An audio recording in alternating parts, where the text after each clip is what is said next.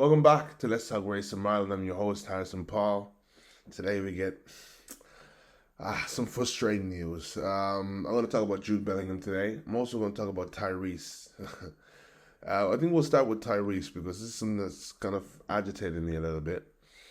So Tyrese, we all know he's a very opinionated man, a very expressive man. He's a brother of ours, so if you think this is going to be a slander episode, it's definitely not going to be that. We love all of our brothers, and that's the point that I'm going to talk about today. I'm going to talk about the lack of togetherness and the lack of benefit of the doubt that we do give each other as a community, and I want to get into that. Check this out. So he posts on Instagram today, and he says, "Sometimes I wish I was born Latino." I mean, the Latin community is grounded in family, loyal entrepreneurs, businessmen, and women literally represent the dream, the grind, the hustle, doing whatever it takes to stick together against all odds. Now, I'm so sorry, bro, but it's just not a good look. So, it's insinuating that his community is not entrepreneurs, not businessmen, not, you know what I mean? I was reading this. I honestly couldn't believe this. I'm going to talk about your message here, Tyrese. I'm not going to talk about you. I'm going to talk about the message here because I love you. If us as Black culture was more grounded in these integral, magical nuances of us, we would be dominant. I've learned a lot from the Jewish community sticking together, eating dinner every Friday together. I've learned a lot about the Muslim community throughout all of my travels in the Middle East.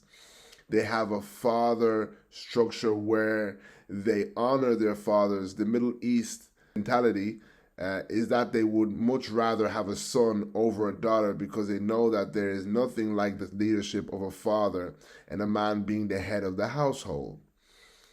I have no idea how we lost our way. We can't get, that's the part that sent me. I have no idea how we lost our way. We can't get anything done and accomplished as a fragmented culture, insecure, threatened by each other, competitive towards our own race, killing ourselves every single day, vigorously. The majority of us is Black men and the millions are locked up in prison. Of course we are beyond powerful, influential, and successful. But imagine if we all linked up like other communities have linked, poured and built up on each other instead of moving like a fragmented and dysfunctional. We have what it takes to take over the world. We are nothing trying to do it alone. Please chime in. Would love to know your thoughts on this. This is so disappointing in many, many ways because I'm just so upset that Black people can't seem to, we're so hard on ourselves as a race. We are extremely hard on ourselves. And one of the most important things that you need to do as a Black person is to understand your history. When you understand historical facts, no, you're not living in the past. You have a better scope of what is happening today. For him to stand there as a grown man and say, "I don't know how we got here," is really terrible. And I think it's unfortunate. I think Ebro said in the comments that, basically he alluded to the fact that, when you're lost in Hollywood, I don't mean that like in a spiritual sense, like sold your soul, but you don't, you kind of lose touch with the people on the ground, Black men and women on the ground. And I think when you're in the midst of white people, which he probably is, obviously being in a successful man and whatever, I think you have to be very careful to speak and how you speak. And I'm going to use that by using now my Jude Bellingham example, and then I'll use both of them to come in. And check this out. So this came up on my page today. It came up today. I didn't know if I was going to do it. I thought I was just Shadeboro being Shadeboro speculating. Then I see ITV News posted. I'm like, oh my God, it's going to be a thing. So let me just talk about it. So I'm going to play the tape. What did he say? Spanish Football League, La Liga, are using lip readers to investigate Real Madrid's Jude Bellingham. It's alleged that he made an insult towards Getafe's Mason Greenwood. They say they'll only act based on hard evidence. So as you can see here, Jude Bellingham mouthed with his word, calling him an or a, or SA, as some people are calling it nowadays on online. I don't know if you get blocked or whatever if you say the word. And this really does upset me. And for the same reason that, we cannot seem to stick together. And I always talk about, as a race, we do have to understand where we came from as a race, as a unit. I think that's so important. When you do that, for example, I think it's counterproductive when we want to talk about black women putting on weaves without you as a black man understanding where that's rooted in. Without you as a black man understanding that black women, there was a time after the Black Panthers, during around that time, where black men were wearing their hair. And after we had gotten the freedom and we were no longer, I guess, enslaved or no longer in segregated, we now had freedom to mix with white people. And I've always said that proximity sometimes is more dangerous because it's a presumed innocence and someone is seeping at your confidence, seeping at your self-worth, seeping at your self-belief. And I followed a young lady, black young lady from the UK quite recently, and I'm thankful to her for dedicating her page to, talking about hair and all that kind of stuff. And she talked about her old boss actually made comments to say, keep the wig because it's just better for the workplace. From childhood through to adulthood, Paige Lewin has faced discrimination because of her hair. From braids to fades, she's experimented with all, much to the disapproval of her former boss. There's many times where I've also had these thoughts as to, whether braids or natural hair is beautiful. I have that battle, and a lot of us do. So to have your boss basically confirm that and say, yeah, actually, you were better with that Eurocentric wig you had on. A hierarchy of hairstyles is something many people with afro hair say they've experienced in the workplace. They've gone through so much. It's counterproductive not as a man to understand that. And, a lot of black guys, black men, especially the ones who like white women, they don't like to be, super. And I'm always come to them black men often and be like, what's up, brother? And he's kind of like, oh, listen, man, I'm just trying to vibe out here. I'm trying to get all types of women now. You know what I mean? Like, I'm trying to give me some snow bunnies. I'm not trying to get into all that deep stuff. But when you don't, you become a hazard because you take up the stereotypes and you take up the negative perspective on our race, a misinformed perspective. So when we go back to Tyrese, and that's why I said he's probably been in Hollywood for too long, because you're out of touch with like reality of it. And you're kind of with your white friends maybe and feeling like, oh yeah, why can't, I love that Martin Luther phrase, why can't the black man pull himself up by his bootstraps? Without getting down to why that is. And we know that black women, it stemmed in the fact that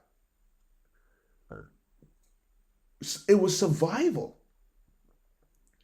They were portrayed as ugly, unattractive, manly, and more times, for example, my grandmother had to wear a wig. She was a nurse in South Africa in the height of apartheid.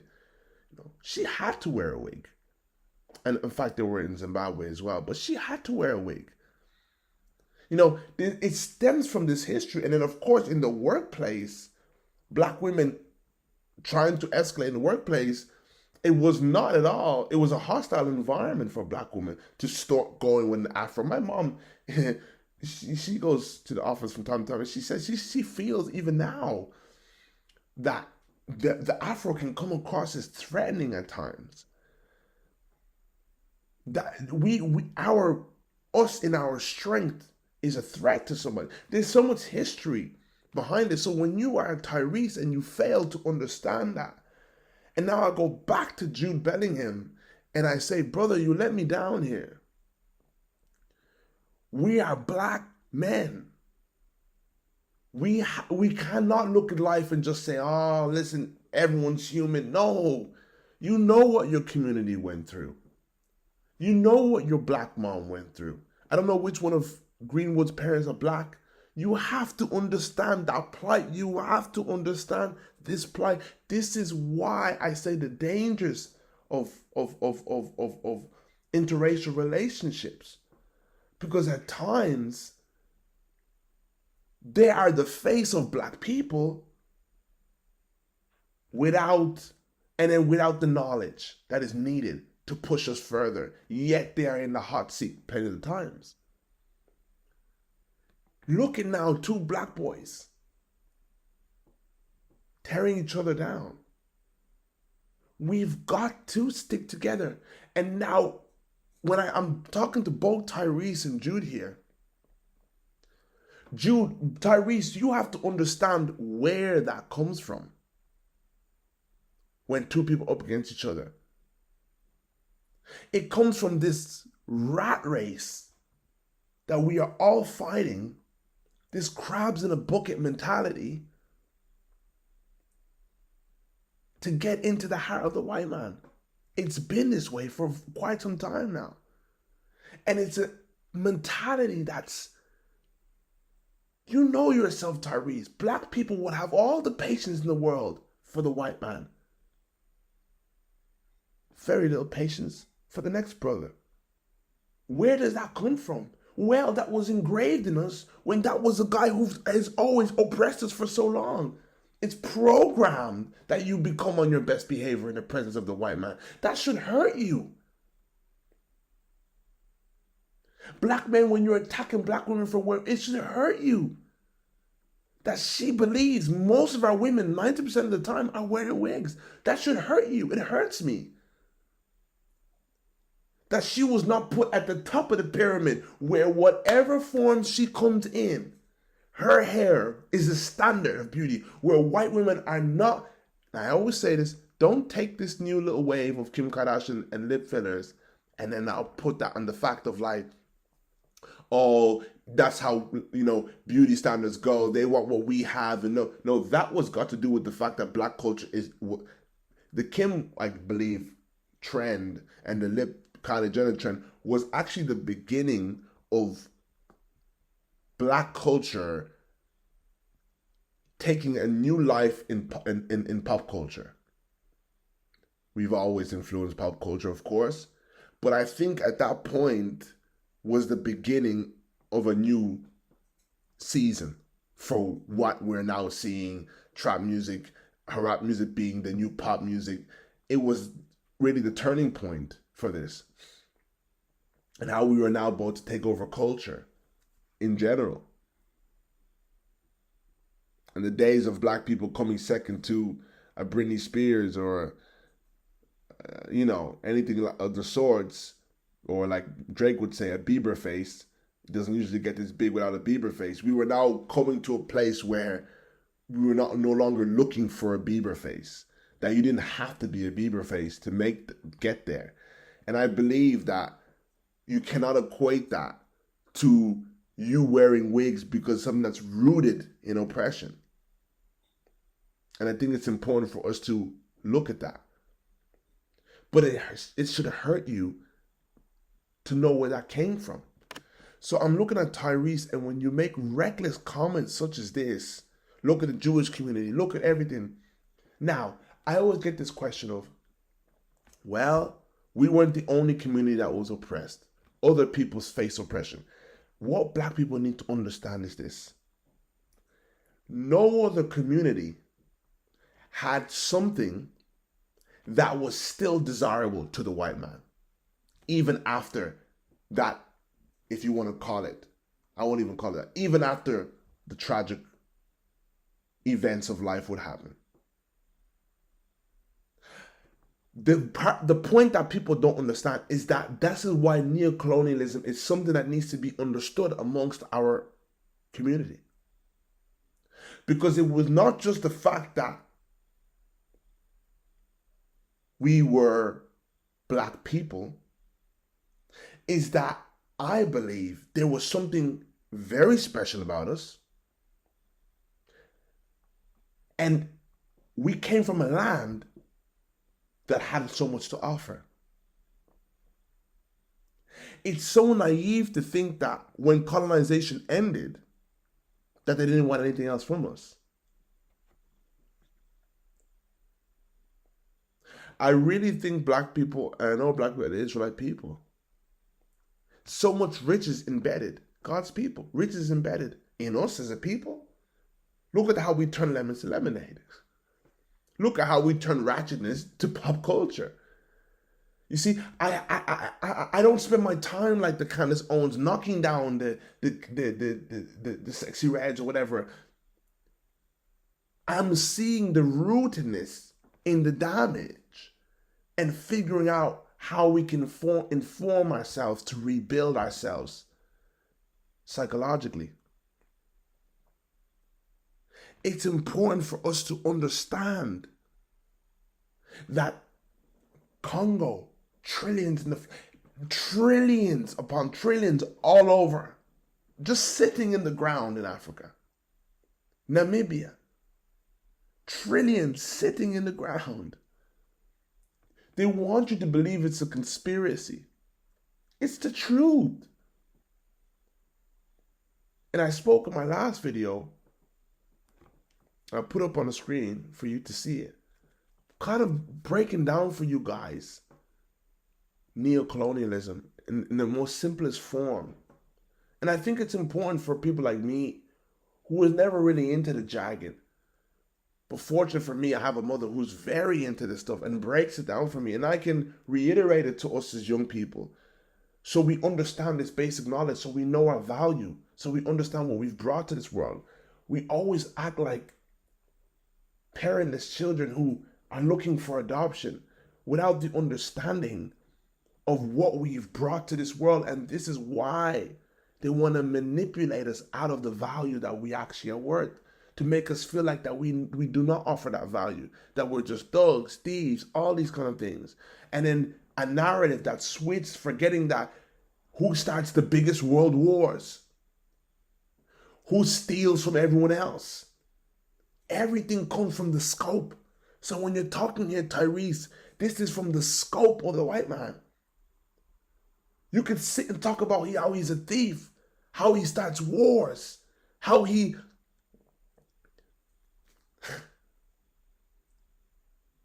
oppressive. Right now, the West still has their foot on their neck on Africa. Stereotypes. So here you are buying into his side. It's important that we are informed. That's why I be trying to tell brothers, what's up? Hey, oh, I'm not into that. But when you're not into that, you without you know it, you live in this stream of life where you're perpetuating these false narratives. And I go back to Jude and everything here. Why are you calling a brother? Y'all are both in Spain. That's something we have to, it's just, I wouldn't know. You have to know. We have to do the extra mile when it comes to looking out for each other. We have to go the extra mile. No other community has dealt with what we've dealt with. If Jewish people can look out for each other, no other community. But you have to be mindful that even the lack of patience you have for your brother there comes from an internalized oppression.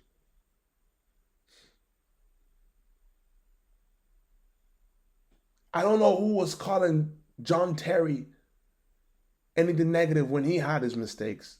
I think he called someone a racist word or something. I'm just trying to explain that we need to be people who give each other 9 lives. And I'll try to end it here. One of the things I loved so much about Black America is how we gave Chris Brown another chance. And I think he appreciates that. Black America gave him another chance. Solely off the fact that we know this, and I hate to say it, white man's world would love to toss a brother and throw away the key on his career, on everything. And it's instinctual that African Americans know, give that man another chance. Let that boy live his life. And if it was down to the white man, we would have been done Chris Brown off a long time ago. It's Black America that keeps his heart beating. And of course, that's not taken away from his greater fans, but I think that's why he knows that. We need to do our job. I always try my best to give brothers 9 lives. Or even if a relationship is straining, I'll tie it up and put it to the side so I can keep from feuding with another black man or black sister. On Twitter, I've told myself I'm not going to go back and forth in a regressive way with people. It's just not the brand that I want to set, perpetuate. So, Jude, I don't know if you're being taught real pro-black values in your home. In fairness to you, a lot of black people aren't either, especially in Europe. But the world's going to see 2 black boys. And that's going to perpetuate a narrative on black people. And if you're going to try and focus on the mistake, which, not justifying the mistake, sometimes I do stuff for my race. Because I already know we down bad. Sometimes I go to bat for my race. Because I already know we down bad. It's not even about you. Our brothers I don't get on with. But if it came up tomorrow, I'll still defend them. It's not about them. It's about my people. It's about the people who have this extensive history. And we are on a road back to rehabilitation as a people. And I'm talking like the continent. I'm talking about as a people. So, Tyrese, know where you came from. Know where the brokenness comes from. Know where the killing hip-hop comes from. Know where the internalized oppression comes from. Don't make wild, reckless statements like this in a place of fame and in the spotlight, perpetuating the negative things. Please, everybody needs to know their history. And I will end on this. One thing I love about the British, they do not give a rat's what Winston Churchill did. Now, I want to use Winston Churchill as an example. Why? Because if in a moment they're trying to protect the meaning of being British, they know to do so. The royal family, I know a lot of people are unhappy now because they're taking out of their own pockets. But we as a people need to know when to protect, have a protective instinct for our people. And a lot of African Americans do. I want to give them that. So this guy's complaining, come to Europe. Africans here, all the Africans who migrated from Africa to diaspora, our dream is for our children to step the deepest and the closest to the white man's heart. That's all our parents wanted when they first came here. So he's complaining about there, but I'm admiring what they got going on over there. But yeah, we definitely have some mishaps where damage hurt people. Broken soul. It's restoration time. Thank you for watching. And I'm on a mission for you.